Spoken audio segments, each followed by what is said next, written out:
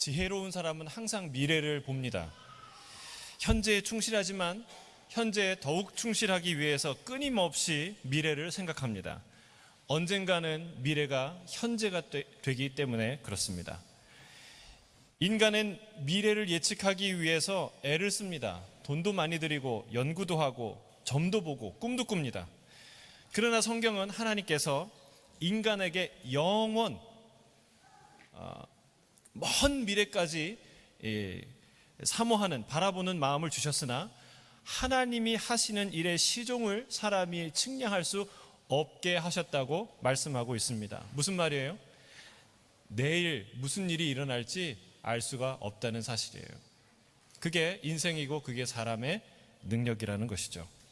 그런데 놀랍게도 성경은 미래에 대해서 말하고 있어요. 미래의 모든 것을 말하는 것이 아니고 미래에 일어날 가장 중요하고 확실한 일에 대해서 우리에게 말씀하십니다. 하나님이 하시는 일, 역사의 마지막에 어떤 일이 일어날 것인지 종말에 대해서 우리가 지난주에 예수님이 하신 말씀을 우리가 들었고 또 이번 주에 이어서 주님이 말씀하십니다. 종말에 일어날 큰 환난과 예수님의 다시 오심에 대해서 말씀하세요. 이건 매우 중요한 지식입니다. 왜냐하면 인생의 끝, 역사의 끝, 그 끝을 우리가 보아야 우리 인생의 길이, 참된 인생의 길이 보이기 때문에 그렇습니다. 오늘을 어떻게 살아가야 될지 판단할 수 있기 때문에 그렇습니다. 주님은 미래에 일어날 확실한 사건을 우리에게 보여주십니다. 그것은 종말이 올 것이다.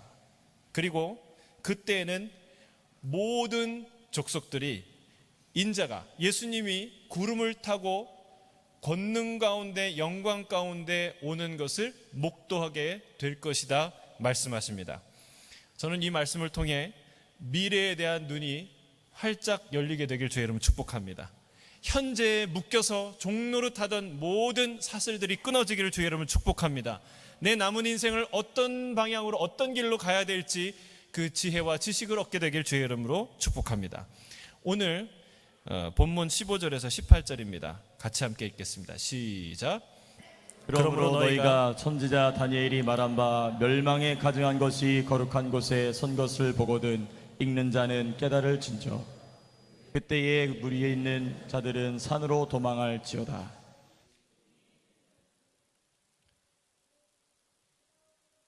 네, 18절까지.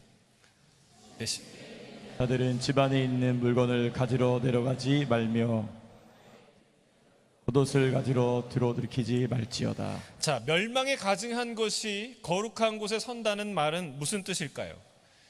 BC 168년에 셀류쿠스 왕조를 몰아내고 예루살렘 지역을 다스렸던, 아니죠, 프톨레미 왕조를 몰아내고 셀류쿠스 왕조가 다스리는데 그때 왕이 안티오쿠스 4세라고 불리는 에피파네스 왕이었어요. 이 왕이 유대 민족을 길들이기 위해서, 유대 민족을 잘 다루기 위해서 아주 강한 잔혹한 정책을 폈는데, 그때 예루살렘 성전에 제우스 신과 비슷한 우상을 거기에 새겨놓습니다. 세우고, 그리고 제사를 유대인들이 가장 가증하게 여기는 돼지의 피로 제사를 드립니다.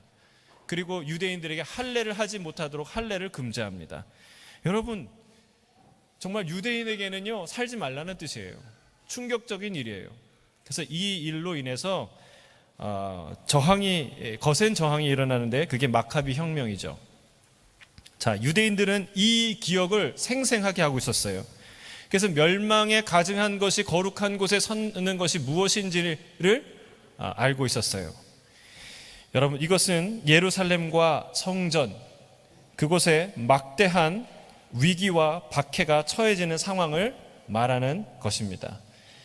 여러분, 이 일은 실제로 예수님이 예언하고 난 이후에 AD 70년에 로마군에 의해서 일어납니다.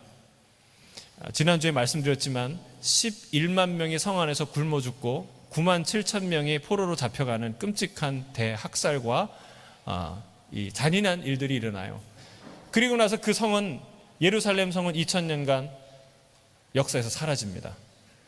근데 주님이 그 날도 지칭해서 말하겠지만 예수님이 분명히 한 가지 더, 예루살렘의 끝일 뿐만이 아니라 세상의 끝에 대해서 말하고 있다는 사실을 우리가 문맥을 통해서 알 수 있어요. 주님은 종말에 다가올 환난 중에 우리가 어떻게 살아야 할 것인가, 어떻게 대처해야 될 것인가에 대한 이야기를 말씀하세요. 근데요, 여러분, 종말 얘기할 때 항상 우리의 관심은 뭔지 아세요? 종말이 언제 오는데, 종말이 언제일까? 시기에 관한 게 항상 관심이에요. 왜 그럴까요? 꼭 그거 같아요. 이제 애들이 어렸을 때는 막 전화해서 집에 빨리 와 그런데 어느 때쯤 하면 전화해서 아빠 언제쯤 와? 엄마 언제 와? 자기 하고 싶은 게 있으니까.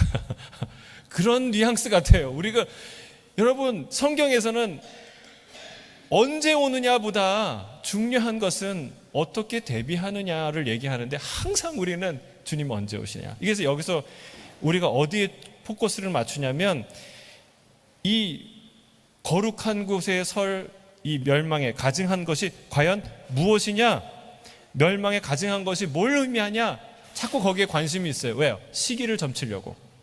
근데 여러분, 우리 뒤에도 자세히 다음에 살펴보겠지만 주님께서, 예수님께서 친히 종말의 정확한 때와 시기를 가늠하려고 하는 모든 시도가 헛되다라고 원천적으로 막으셨어요. 그 시기를 점치는 것에 대해서. 여러분, 우리에게 중요한 것은 무엇입니까? 종말의 시기를 알아맞추는 것이 아니라 그때를 준비하는 거예요. 여러분, 종말을 준비하는 인생이 되길 주의 이름 축복합니다. 중요한 것은 종말이 언제 올까가 아니라 종말이 올 때 내가 깨어 있겠느냐라는 거예요. 여러분, 깨어 있으시길 주의 이름 축복합니다. 지금은 조시는 분이 한 분도 없어 다 깨어 계시는데 영적으로 깨어 있으라는 거예요. 그리고 그날이 이르렀을 때 우리가 어떻게 행동해야 할 것인가에 대한 그 지침이 중요합니다. 오늘 주님이 이렇게 말씀하세요. 그날이 올 때에 산으로 도망해라. 그리고 지붕 위에 있는 사람은 집에 내려가지 말고, 물건을 가지러 내려가지 말고, 겉옷을 가지러 뒤로 돌아가지 마라. 여러분, 이 말이 무슨 뜻일까요? 우리가 애들이 게임할 때 얼음땡 있잖아요. 얼음땡. 그래서 얼음 하면은 꼼짝없이 딱 가만히 있어야 되는, 그 땡 하면 이렇게 막 움직이는, 마치 얼음땡 하는 것처럼 그날이 오면 꼼짝없이 아무것도 안 하고 딱 얼어붙어 있으라는 뜻일까요? 꽁꽁 아무도 찾을 수 없이 숨어버리라는 뜻일까요? 숨을 수 있으면 숨어야죠. 박해 시대에 숨었던 사람들이 있죠. 카타콤의 우리 성도들처럼 우리가 숨어서라도 신앙을 지킬 수 있다면 해야죠. 그러나 여러분, 지금처럼 첨단 과학, 첨단 감시 통제 기술이 발달한 이 시대에 과연 환란의 날이 왔을 때에 우리가 숨고 싶어도 숨을 곳이 있겠는가라는 생각이 듭니다. 여러분, 중요한 것은 예수님이 하시는 이 말은 한 가지 사건을 연상시킨다는 거예요. 어떤 사건입니까? 소돔과 고모라에서 건짐을 받은 롯과 그 가족의 이야기입니다. 하늘의 유황불 심판이 임박한 소돔과 고모라에서 천사들이 와서 롯에게 말합니다. 이 땅이 하나님의 심판을 받게 되니까 어서 떠나라고 말합니다. 가족들, 너와 내 가족들을 다 붙들고 얘기해서 어서 떠나라. 그때까지는 심판을 할 수가 없다 말을 하죠. 롯은 가족에게 알리고 또 가족이 될 사위들에게 다 알립니다. 그러나 사위들은 뭐라고 얘기합니까? 장인어른이 지금 농담하시는 줄 알았어요. 여러분, 예수님이 이 땅에 오신다는 얘기를 농담으로 듣는 분, 여러분 정말 경각심을 갖고 들으셔야 됩니다. 아니, 장인어른, 이렇게 날씨가 화창하고 이렇게 이 소돔과 고모라가 살기 좋고 아름답고 좋은 이 시대를 살고 있는데 무슨 말입니까? 멸망이 된다는 말입니까? 사람들은 헛소리라고 생각했죠. 롯은 당황했습니다. 이러지도 저러지도 못해서 갈팡질팡했습니다. 천사는 그래서 그 롯과 가족의 손을 붙잡고 성 앞으로 끌어다 놓습니다. 이제 가라고. 가는데 다시 돌아보지 말라고. 그런데 롯이 도망합니까? 거기서도 안절부절 못해요. 못 가요. 왜? 죽을까 봐. 가다가 망할까 봐. 그때에 간구도 하나님께서 그 간구를 들으시죠. 그러면 가까이 있는 저 소알성으로 가라. 근데 그때까지 안 하겠다. 여러분, 그가 도망가는 시점에서 얼마쯤 되었을 때에 하늘에서 불이 떨어지기 시작합니다. 공포와 두려움이 가득 찼겠죠. 이때 아내가 천사의 경고를 무시하고 뒤를 돌아봅니다. 여러분, 뒤를 돌아볼 만하죠? 왜 돌아볼 만합니까?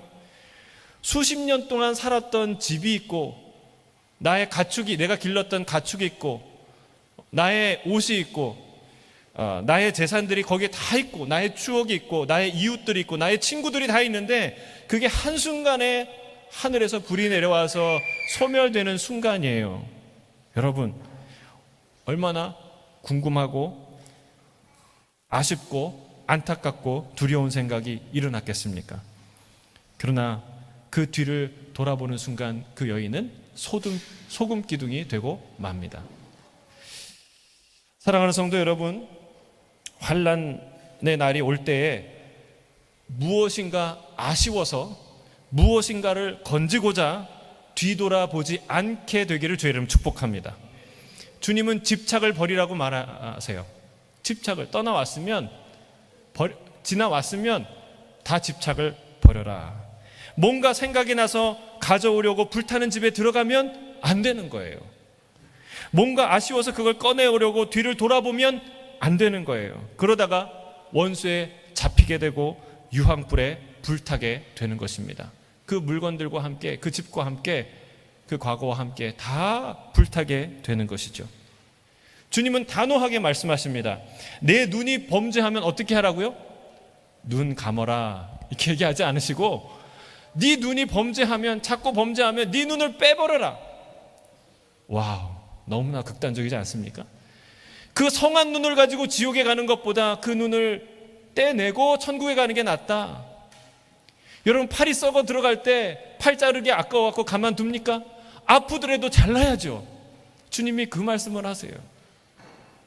여러분, 눈을 빼고 다리를 자르라는 말이 아닙니다. 포기할 것을 포기하라는 말씀이죠. 그거 너를 시험 들게 하고 너의 미련을 두게 하는 거, 그거 없는 것처럼 살아라. 그거 원래 없어도 괜찮은 거야. 원래부터 없었던 것처럼 살라는 말입니다.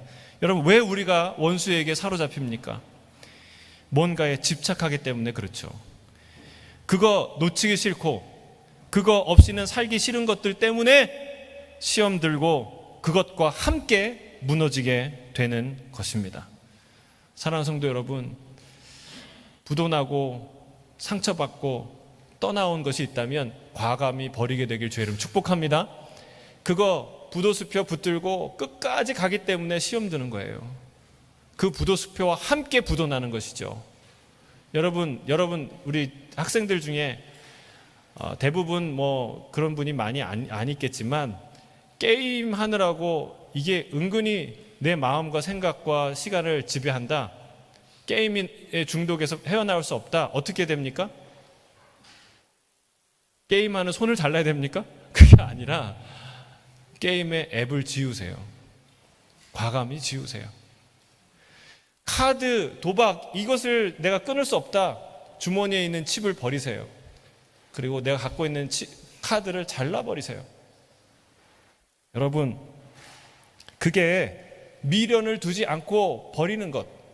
저도 그 게임 지웠다가 뭐 때로는 다시 깔았다가 또 다시 지웠다가 하는 일을 반복하기도 했어요. 근데 지금은 항상 그래요. 게임을 내가 이게 너무 오래 한다 싶으면은 이런 생각을 하세요.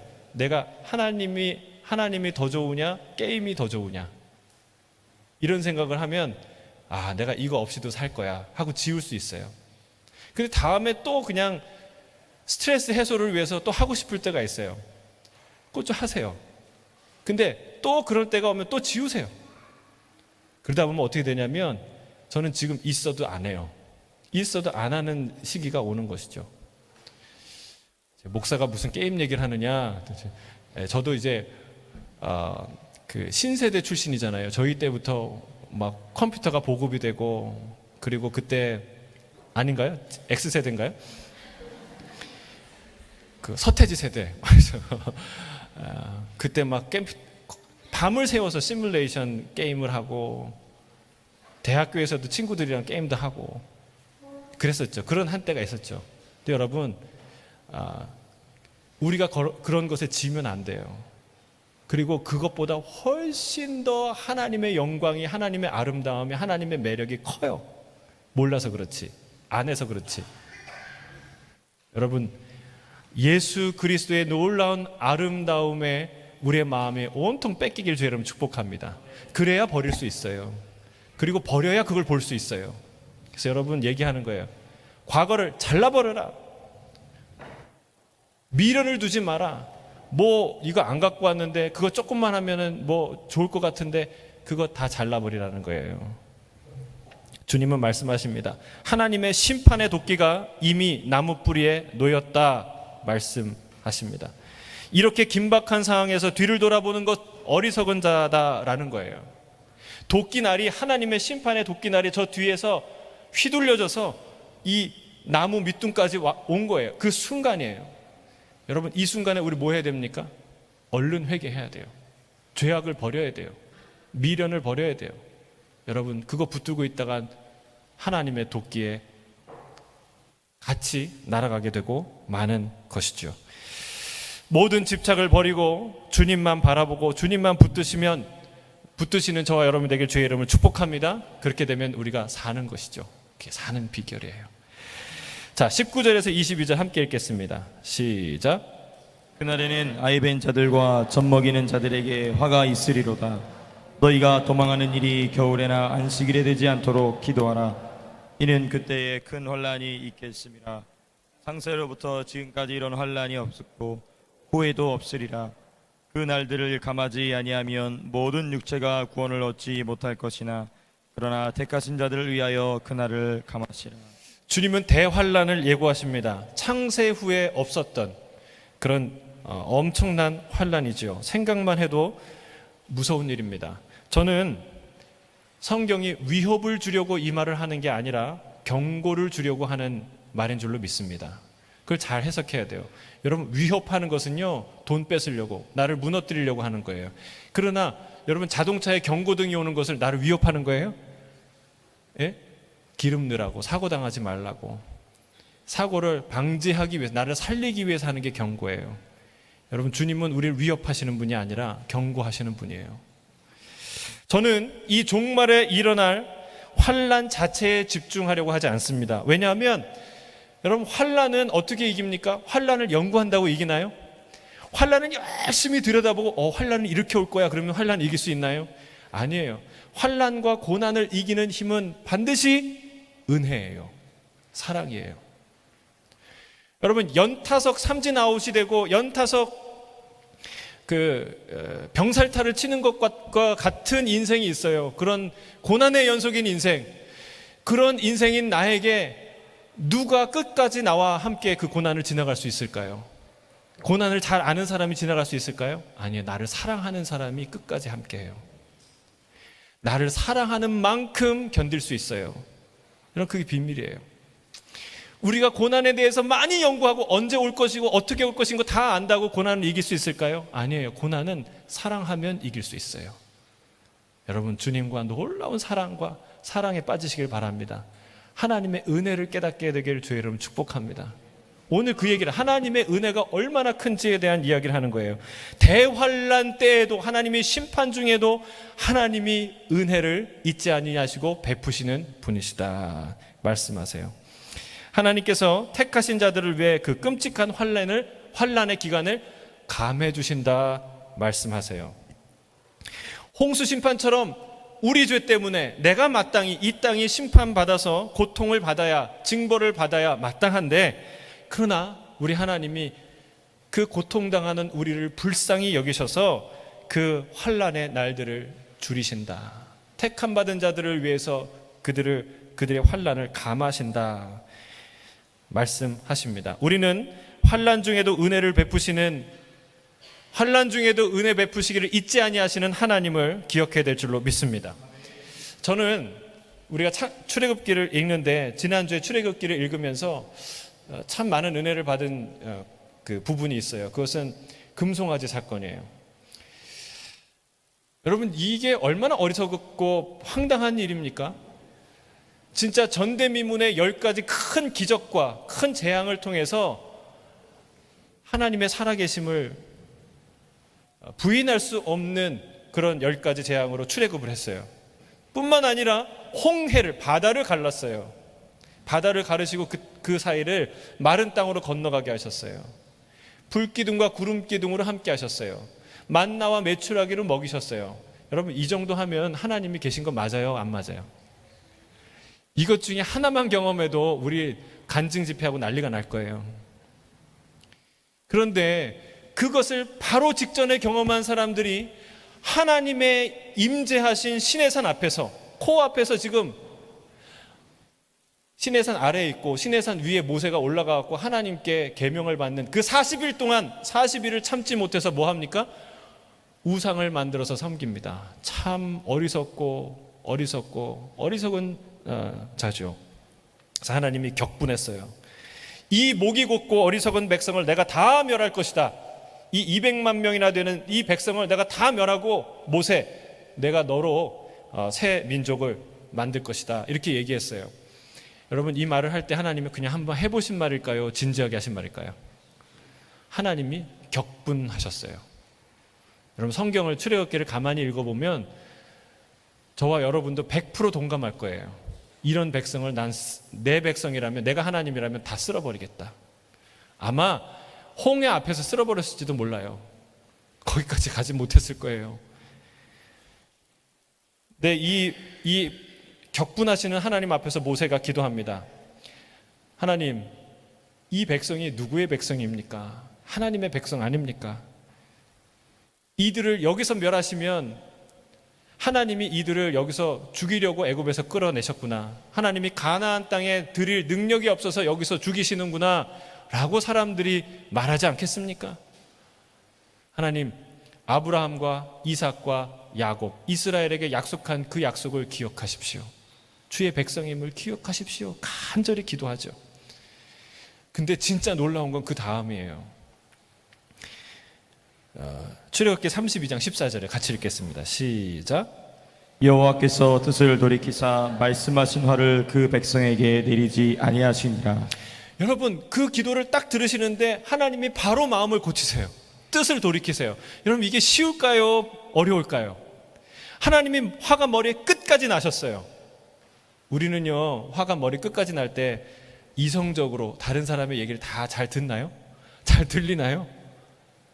여러분, 아무리 옳은 얘기를 해도요, 화가 나면 안 들려요. 근데 하나님께서 정말 진노하는 극도의 격분한 그 상태에서도 뭘 하셨어요? 여러분, 모세의 기도를 들으셨다는 거예요. 모세의 기도를 들으셨다는 거예요. 여러분, 우리 하나님은 이런 놀라운 하나님인 줄 믿습니다. 불과 10절에 내가 200만 명을 다 멸절하겠다라고 말했는데 3절 뒤에, 4절 뒤에 14절에 가서 뜻을 돌이키사. 여러분, 이 하나님의 성품을 본받게 되길 주님 축복합니다. 여러분, 우리가 격분해도 여러분, 우리가 하나님의 은혜를 본받아야 돼요. 이 하나님은요, 은혜로우신 분이에요. 여러분, 우리가 여기서 깨달아야 되는 건 모세의 감동적인 중보기도일까요? 맞아요. 모세의 이 중보기도는요, 중보기도의 모델이 될 만한 아주 훌륭한 기도예요. 우리가 그 기도를 본받아야죠. 그러나 이 이야기의 이 장면의 주인공은 누굽니까? 단연 하나님이세요. 하나님은 매우 진노하셨지만 그 마음속에 용서하고 싶은 마음이 있으셨던 거예요. 모세는 그 마음을 알았던 것이죠. 여러분, 우리도 왜 화가 나면 자녀들에게 매를 들 때가 있는데, 그런데 매를 들 때 누군가 좀 말려줬으면 하는 마음이 한켠에 있지 않습니까? 왜요? 매를 때리는 게 그게 목적이 아니기 때문에. 아니신가 보네요. 예. 여러분, 하나님이 그런 마음이 있었는데 모세가 알았다는 거예요. 만약에 모세가 하나님이 전능하시고 선하시고 정의로우시고 그리고 무시무시한 심판자 하나님이라는 것만 알았다면 감히 입도 뻥끗 못했을 거예요. 왜? 우리 영화에서 보면 조직 폭력배의 두목이 화가 났을 때 이 보스 밑에 있는 사람들 함부로 입을 놀리나요? 아무리 옳은 얘기를 해도 입을 벌리는 순간 이 벌을 받는 거예요. 매를 맞는 거예요. 그럼 이 보스가 우리 사실은 화를 내고 있지만 우리를 사랑한다는 것, 용서하기를 원한다는 걸 알 때만이 용기를 내어서 말할 수 있어요. 이 중보기도 할 수 있는 모세가 용기를 내서 그 진노하신 하나님 앞에 나아가서 말할 수 있었던 것은 하나님 마음속에 긍휼이 한이 없는 마음이 있다는 것, 용서하기를 원하신다는 걸 알았기 때문에 여러분 모세가 중보기도 할 수 있었던 거예요.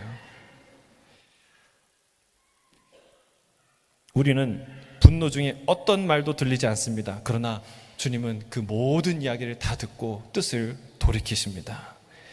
이 은혜로 우리가 사는 거예요. 이 은혜로 200만 이스라엘 백성이 삽니다. 여러분, 사랑하는 우리의 자녀들, 학생들도 아버지, 어머니의 마음에 이 마음이 있다는 것을 알게 되길 주의 이름으로 축복합니다. 이 마음을 알면요, 아빠가 엄마가 매를 들어도 매를 맞으면서도 아빠 품으로, 엄마 품으로 들어와요. 근데 이 마음을 모르면요, 그 매 다 맞고 씩씩거리며 밖으로 뛰쳐나가요. 이걸 알아야 돼요. 우리가 하나님이 자비하시고 은혜로우시고 심판 중에도 은혜를 잊지 아니하시는 이 분이라는 걸 알 때에 고난 중에 뛰쳐나가지 않아요. 환난 중에 다른 길을 가지 않아요. 환난 중에도 우리를 붙드시고 사랑하시고 우리를 붙드시는 하나님이라는 것을 우리가 알 때에 여러분 환난 속에서 그분 품으로 들어가게 되는 것이죠. 우리 하나님은 은혜의 하나님인 줄 믿습니다. 환난 중에도 용서하시고 환난 중에도 은혜를 베푸시는 하나님이라는 사실이에요. 우리 마태복음 오늘 본문 23절 28절 같이 읽겠습니다. 시작. 그때 사람이 너희에게 말하되 보라 그리스도가 여기 있다 혹은 저기 있다 하여도 믿지 말라. 거짓 그리스도들과 거짓 선지자들이 일어나 큰 표적과 기사를 보여 할 수만 있으면 택하신 자들도 미혹하리라. 보라 내가 너희에게 미리 말하였노라. 그러면 사람들이 너희에게 말하되 보라 그리스도가 광야에 있다 하여도 나가지 말고 보라 골방에 있다 하여도 믿지 말라. 번개가 동편에서 나서 서편까지 번쩍임 같이 인자의 맘도 그러하리라. 죽음이 있는 곳에는 독수리들이 모일 것이니라. 예수님의 재림, 다시 오심을 파루시아라고 하는데 이 파루시아, 예수님의 재림의 현상에 대해서 예수님이 직접 말씀하세요. 우리는요 깨어 있어서 경계해야 될 줄 믿습니다. 조심해야 돼요. 왜냐하면 주님이 얘기하세요. 할 수만 있다면 택한 자들도 거짓 선지자가 사탄이 적그리스도가 미혹한다는 거예요. 넘어지게끔. 그런데 보세요. 미혹의 내용이 무엇입니까? 미혹의 내용이 그리스도가 여기 있다 혹은 저기 있다, 골방에 있다 혹은 저기 광야에 있다, 이런 얘기를 하는 거예요. 그런데 하나 특징이 큰 기적과 표적과 이사를 행하면서 이 얘기를 한다는 거예요. 또 여러분 이런 현상이 말세에 일어날 때 우리가 마음이 동요될까요? 동요 안 될까요? 동요되죠. 왜? 예수님이 다시 오시겠다고 말씀하셨죠. 반드시 오시겠다. 그리고 큰 기적과 이사를 막 행하죠. 근데 여기가 메시아라고, 이분이 다시 오신 메시아라고 할 때 여러분 우리가 그분을 안 믿으면 표적과 이사를 행했는데도 안 믿어? 넌 믿음이 없구나. 넌 버림받았어. 이 느낌이 싫으니까. 근데 또 믿자니 분명히 이렇게 오시는 거 아닌 것 같은데 헷갈리고. 여러분 어떻게 해야 되겠습니까? 무슨 지식을 갖고 있어야 되겠습니까? 중요해요. 주님이 어떻게 오시는지에 대한 분명한 명확한 지식을 갖고 있어야 돼요. 그래서 주님이 말세에 재림, 파루시아, 이 재림의 현상에 남들이 흉내낼 수 없는 명확하고 분명한 표징에 대한 이야기를 합니다. 여러분 정신 차리고 잘 들어야 돼요. 주님이 뭐라고 얘기하냐면 번개와 같이 임할 것이다. 그날 주님은 번개와 같이 임할 것이다. 뭐와 같이요? 번개와 같이. 번개가 번쩍하면 동에서 서쪽까지 순식간에 왔다 갔다 하잖아요. 그런 일과 그런 것과 같이 주님의 임하심이 그렇게 오실 거라고 얘기하는데, 인간의 상상력으로는 사실은 상상하기 쉽지 않습니다. 둥근 지구의 어느 한 곳에 주님이 오실 텐데 어떻게 지구 반대편에서 그 예수님을 볼 수 있을까? 번쩍인다는 것이 여기 예수님이 오셨다가 저기 오셨다가 이렇게 왔다 갔다 하신다는 뜻일까? 그러면 우리가 생각하기에는 상상에는 한계가 있어요. 그러나 번개치는 것과 같이 뭔가 장엄하면서도 순식간에 여기저기서 일어나는, 동시적으로 일어나는 놀라운 현상이 일어난다는 사실입니다. 우리가 지금 어렴풋하게 상상할 수 있긴 하지만 뭐라고 단정할 수 없는 신비한 현상이죠. 확실한 것은 어느 한 지역 한 곳에만 일어나는 일이 아니라 동쪽과 서쪽 그리고 사방에서 동시에 일어나는 어마어마한 스케일의 사건이 될 거라고 주님이 말씀하시는 거예요. 주님이 조금 더 분명하게 우리에게 확신을 줍니다. 그것은 주검이 있는 곳에 독수리들이 모일 것이라고 말해요. 이거는 난해하게 풀려면 한없이 난해하고, 또 어떤 사람은 이 독수리가 로마군을 상징한다 이런 얘기를 하는데, 제가 보기에는 무리한 것 같아요. 여러분 생각해 보세요. 광야에 주검이 있는데 독수리가 모여요, 안 모여요? 광고해서 모이나요? 아니면 저절로 모이나요? 독수리들 모여라 그리고 신호를 보내나요? 그런데 어떻게 모이나요? 저절로. 여러분 음식이 이렇게 있으면 파리들이 그냥 저절로 오듯이 주검이 시체가 있으면 이 저절로 독수리들이 오는 거예요. 주님의 오심도 그와 같을 거예요. 자연적인 현상, 상상할 수 없는 일들이 일어나는데 심판받을 자는 심판받게 될 것이고 구원받은 자는 구원받게 될 것이라고 주님이 말씀하는 거예요. 그게 자연스럽게 일어날 것이다. 자, 마태복음 24장 29절부터 31절입니다. 같이 읽겠습니다. 시작.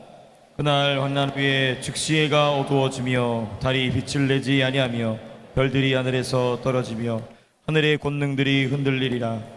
그때의 인자의 징조가 하늘에서 보이겠고 그때의 땅의 모든 족속들이 통곡하며 그들이 인자가 구름을 타고 능력과 큰 영광으로 오는 것을 보리라. 그가 큰 나팔 소리와 함께 천사들을 보내리니 그들이 그의 택하신 자들을 하늘 이 끝에서 저 끝까지 사방에서 모으리라. 하늘에 큰 징조들이 나타날 것이고 그 후에 주님은, 아주 중요한 장면이에요. 어떤 징조가 나타날 것인지, 어떻게 그 최후의 심판이 일어날 것인지 그런 형태가 중요한 게 아니에요. 주님은 여기에 포커스를 두고 우리에게 말씀하세요. 모든 족속의 사람들이 볼 것인데 인자가, 예수님이 구름을 타시고 큰 영광과 능력 가운데 나타날 것이다, 내려올 것이다, 주님이 말씀하고 계시다는 거예요. 혹자는 이렇게 말할 수 있어요. 예수님이 손오공인가? 구름 타고 오시게? 여러분, 우리 만화에서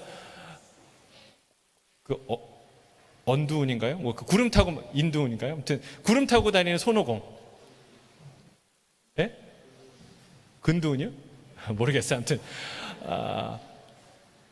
손오공도 아니고 어떻게 구름을, 이게 소설 얘기입니까? 판타지입니까?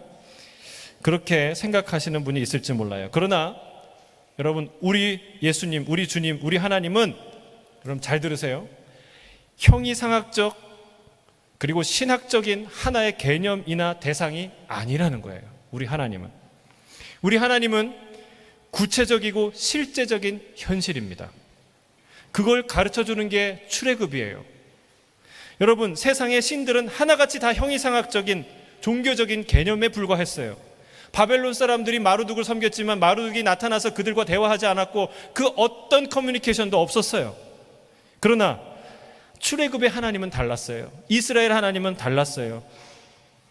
그분은 친히 그들과 함께 했고 그들을 기적으로, 이적으로, 재앙으로, 여러분, 그 하나님이 애굽으로부터 이끌어내셨어요. 그리고 시내산에서 하나님이 자신을 나타내십니다. 더 명확하게 어떻게 해요? 빽빽한 구름 가운데 천둥과 우레소리, 번개 속에서 큰 나팔 소리, 정말 간담이 녹아질 것 같은 큰 나팔 소리, 그 소리와 함께 주님이 임하시고 백성들과 직접 다이렉트로 말합니다. 여러분, 그게 얼마나 두려웠던지 이스라엘 백성은 뭐라고 얘기하냐면 모세에게 간절히 부탁해요. 우리한테 하나님이 직접 말하시지 말게 해달라고. 제발 부탁한다. 그래서 하나님이 이제 모세와만 얘기하시죠. 여러분, 그리고 70인 장로들이 하나님 보좌 앞에서 언약식을 치르죠. 피를 뿌리고 언약식을 치러요. 너희는 내 제사장 나라가 되고 나는 너희 하나님이 될 것이다. 그리고 그 앞에서 만찬을 벌이고 하나님 앞에서 음식을 먹습니다. 여러분, 우리 하나님, 이스라엘의 하나님, 여호와 하나님, 이 땅에 오신 예수 그리스도는 개념이 아니고 형이상학이 아니고 어떤 막연한 대상이 아니라는 거예요. 그것을 가르쳐 주는 게 출애굽기예요. 우리 하나님은 현실이 돼야 돼요. 그래서 여러분, 하나님을 현실적 대상으로 인식해야 그분을 참으로 경외할 수 있습니다. 하나님을 믿는다고 하지만 하나님을 여전히 비현실적인 어떤 대상으로 생각하는 사람들은요, 종교적인 형식을 빌어서 신비한 감정을 자아내거나 경험할 수는 있어요. 그러나 성경이 말하는 참 예배자가 될 수는 없습니다. 참 예배자는 될 수 없어요. 성경이 전하는 복음은 누군가 눈으로 본 것이고 손으로 만진 것이고 귀로 들은 것인 줄로 믿습니다. 우리의 믿음은 구체적인 대상이 있고 그리고 매우 실제적이고 현실적인 그분의 약속을 믿는 거예요. 그게 우리의 믿음이에요. 그 믿음을 갖기에 매주 나와서 주님을 찬양하고 예배하고 경외하는 것이죠. 이해합니다. 이성적인 사람은요, 이 얘기를 들을 때 놀랍고 충격적이고 어안이 없을 수 있어요. 그러나 주님은 분명하게 말씀합니다. 내가 그것을 이해되거나 믿어지거나 공감하거나 그렇지 않거나 상관없이 다시 예수님이 오시는 날이 있을 텐데 그때에는 모든 족속이 인자가 구름을 타고 큰 영광 중에 오시는 것을 두 눈으로 볼 것이다 말씀해요. 여러분, 이 이야기는 복음 교리의 일부분, 귀퉁이에 있는 복음이 아니에요. 복음의 핵심이에요. 이게 복음을 복음되게 하는 놀라운 핵심이에요. 사실이에요. 요한계시록 1장 7절에 이렇게 말합니다. 우리 같이 읽어보겠습니다. 시작. 볼지어다 그가 구름을 타고 오시리라. 각 사람의 눈이 그를 보겠고 그를 찌른 자들도 볼 것이요 땅에 있는 모든 족속이 그로 말미암아 애곡하리니 그러하리라. 아멘. 주님은요, 그들이 보리라고 말씀하세요. 이 그들은 땅의 모든 족속들입니다. 심지어는 예수님을 찌른 사람도 그때 그것을 볼 것이다 말씀하세요. 이건 매우 중요한 단서예요. 왜냐하면 이걸 가지고 사단들이 뭐라고 얘기했냐면 예수님이 재림하는 거는 영적으로 재림할 거야, 다시 올 때는. 그래서 여기가 그냥 천국이 되는 거야. 이거 누가 얘기해요? 많은 이단들이 얘기했지만 특히 지금 우리를 미혹하게 하는 이 신천지의 이재록이 그렇게 얘기해요. 자기가 영적으로 임한 메시아라는 거예요. 여러분, 거짓말입니다. 사기입니다. 지식이 없기 때문에 속는 거예요. 주님 다시 오실 때에는 이 땅의 모든 족속들이 무엇으로? 자기의 두 눈으로, 각자의 눈으로 보게 될 것이다 성경이 말하고 있습니다. 그래서 여러분, 두려워하지 마세요. 주님 오실 때 내가 혹시 화장실에 갔다가 아니면 자기 멀리 시골에, 전화기 안 터지는 시골에 있다가 혹은 잠깐 놀러 갔다가 그 사이에 예수님 오시면 어떡하지? 여러분, 걱정하지 마세요. 그때 주님이 뭐라고 얘기합니까? 천사들을 사방에 보내서 당신의 사람들을 불러올 것이라고 말씀해요. 이게 번개같이 임한다는 얘기인지는 모르겠어요. 여러분, 사방에 주님의 사자들을 보내서 데살로니가 전서에는 어떻게 얘기하냐면 우리가 다 죽은 자와 산 자가 주님을 공중에서 만날 거라고. 이제 다른 사람이 휴거라고 얘기하는데 저는 여러분, 그게 휴거죠. 근데 그때 모든 사람이 일시에 다 부활하는 거예요. 죽은 자들이 부활해서 새 몸을 입게 되고, 그리고 살았던 자들이 살아서 부활체를 입고 주님을 공중에서 만나는 그런 놀라운 사건, 일대 사건, 창세 이후에 없었던 놀라운 사건이 일어날 것이다 말하고 있습니다.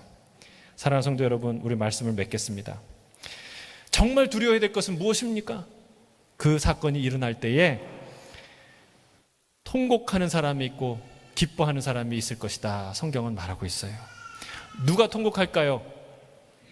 주님과 상관없는 사람들, 주님의 신부 아닌 사람들, 주님 따라가지 않는 사람들은 통곡하게 되는 거예요. 누가 기뻐할까요? 누가 찬양할까요? 누가 그 영광에 들어갈까요? 예수님의 거룩한 신부들, 주님을 따라가는 자들은 기쁨으로 주님을 맞이하게 될 줄로 믿습니다. 여러분, 질문합니다. 예수님이 오실 때 지금 당장 오신다면 여러분 기쁘세요? 아쉬우세요? 두려우세요? 일주일 동안 생각하시길 바랍니다.